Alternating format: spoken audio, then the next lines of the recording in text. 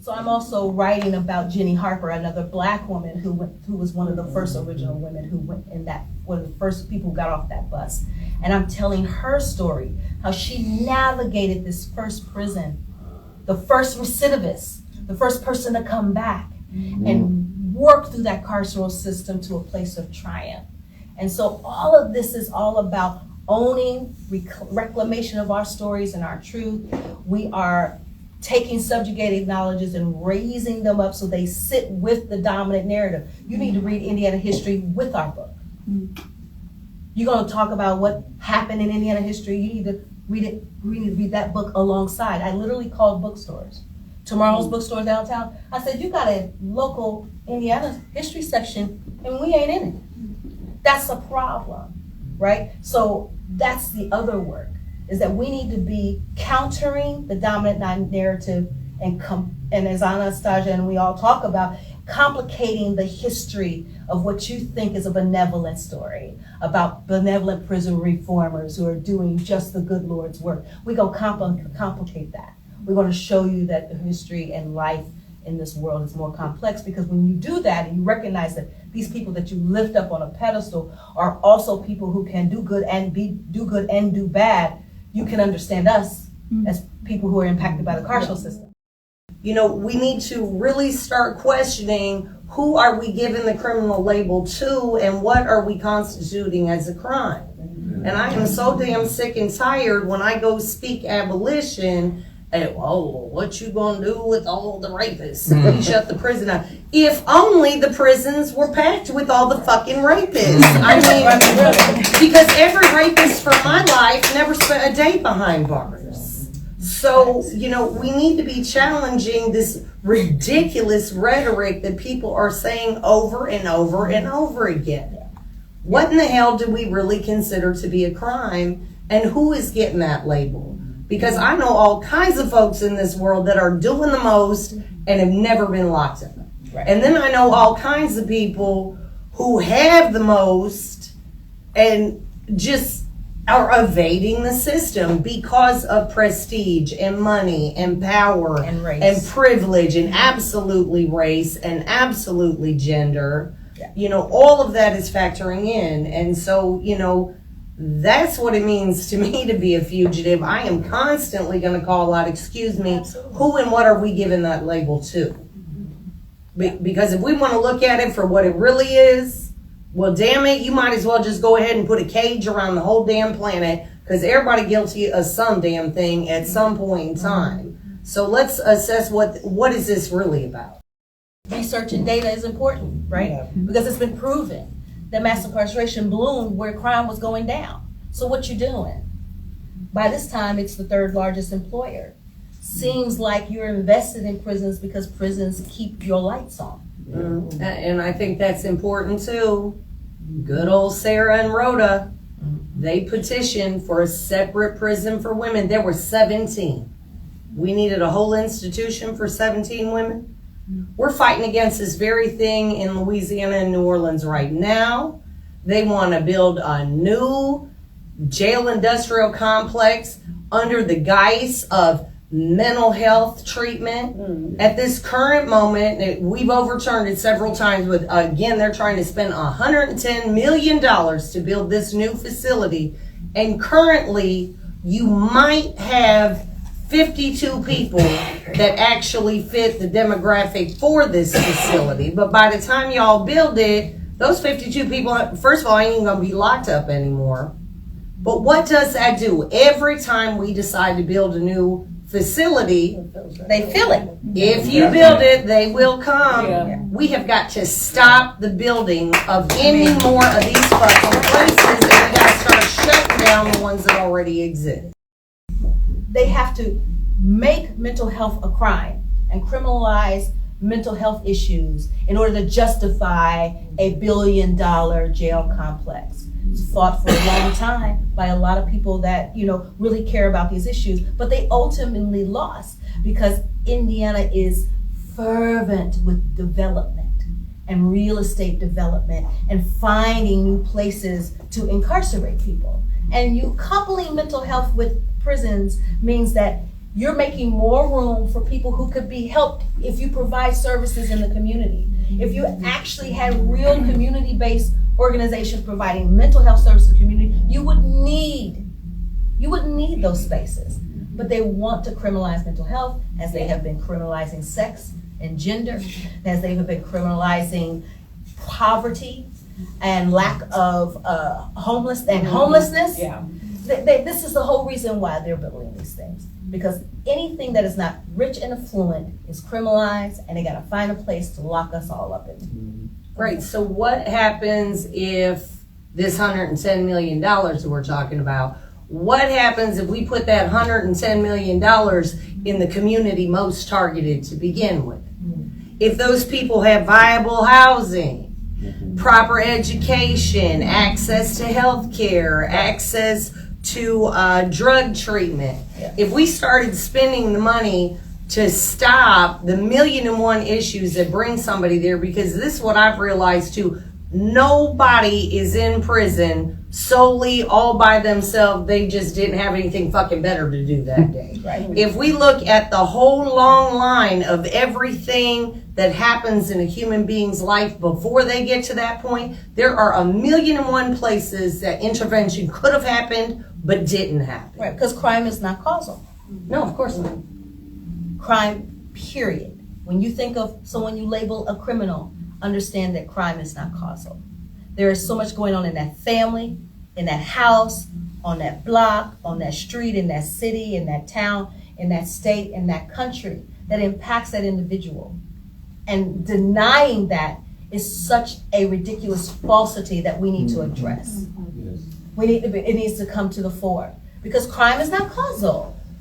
Crime doesn't just happen. It comes out of the experiences the individual is having to deal with in their environment.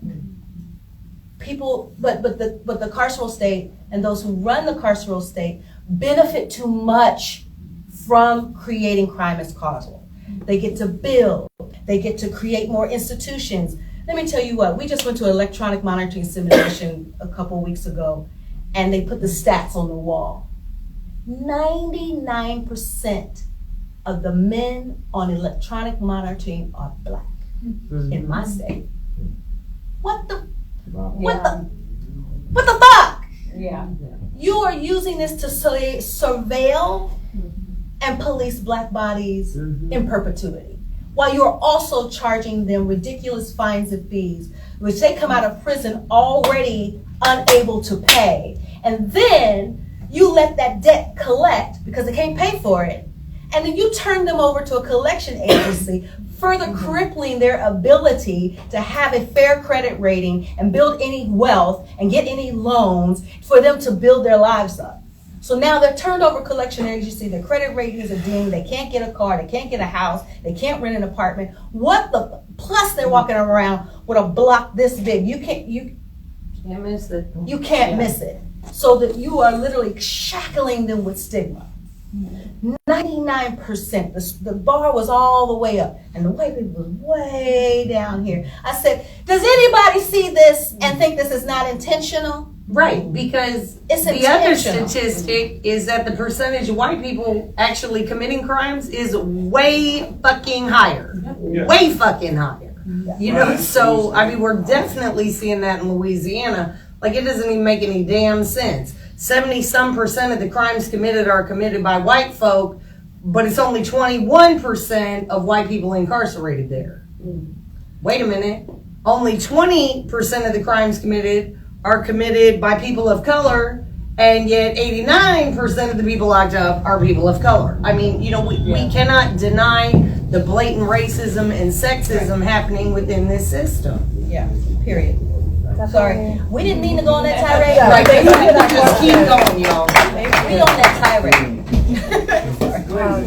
But it is crazy, right? It's nonsensical. But it's nonsensical, but it's also intentional. It's not haphazard. This was by design. Yeah, and it's everywhere. And it's everywhere. As you guys were talking about Right. Louisiana, Indiana, I'm thinking, I know Right. everybody Georgia, in here is right? thinking about what's going on in Atlanta Georgia, right right. now, where Exactly. you know our sheriff is trying to get this $2 billion new jail on top of the 4 jails he already has, where people are dying. Yeah, it's everywhere. When you are creating a work like this, who is it that you're speaking to? Yeah. I love that. I love that. Yeah, come on, Dee. So I feel like, and I don't know if you have the same feelings, but we were on a multivariant, because that's working out some of our approaches to how the book would flow, is because we were addressing historians who had neglected the history of women's incarceration in our state. So we were calling out Indiana historians. That was one audience. Another audience was the women who are sitting in Indiana prisons and jails right now, experiencing a lot of what is happening here, showing them, girl, there's a red thread through history and time about what you're experiencing now. So I would say them, and then I think we were also speaking to Department of Corrections or the carceral state writ large. Like, you do not have the right of knowledge production about our stories and about what we go through. And like I said, it's a reclamation of our right to tell the story. So we were talking to the carceral state, Indiana historians who did not tell these stories, particularly the folks in the Catholic faith who just do not believe that, good little Catholic girls are going through this hell, right? And don't write those stories. And for the women inside. I don't know, do you have, what are your thoughts? I would say too, I think it's a chance to place Indiana in the conversation, because I think Indiana is kind of a quiet state that nobody cares about, or it doesn't seem like it's important to, a lot of the national conversations, but we were the first, women's prison. We were the first, eugenic sterilization law. Like, Indiana has been at the forefront of a lot of shit. KKK, the resurgence of the KKK was there. But you're also at the forefront of incarcerated people, doing research and writing revolutionary books.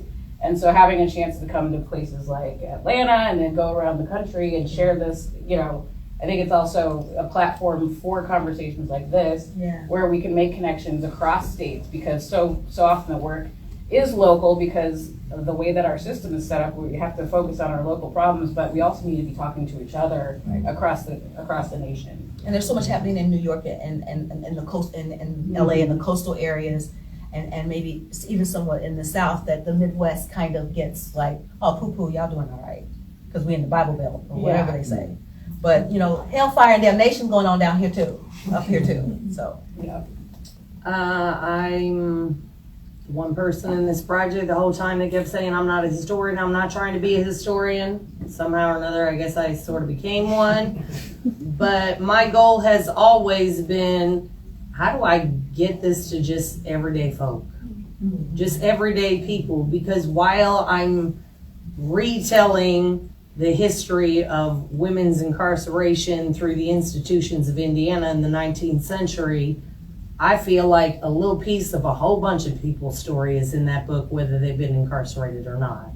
And if you're a woman in particular, we're talking to you, because we have all suffered subjugation and oppression and silencing in every which kind of way. But I'm speaking to men too.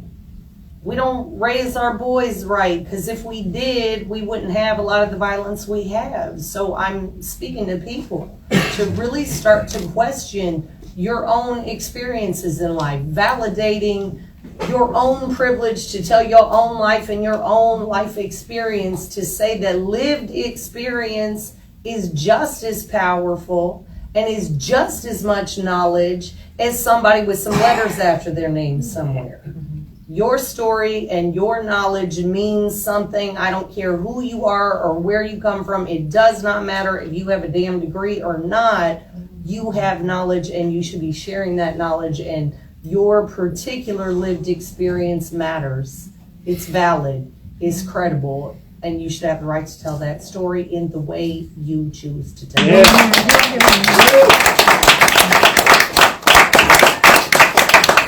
And if y'all have heard purchased one of these books and you would like for us to write in it, we would love to do it, because here we are.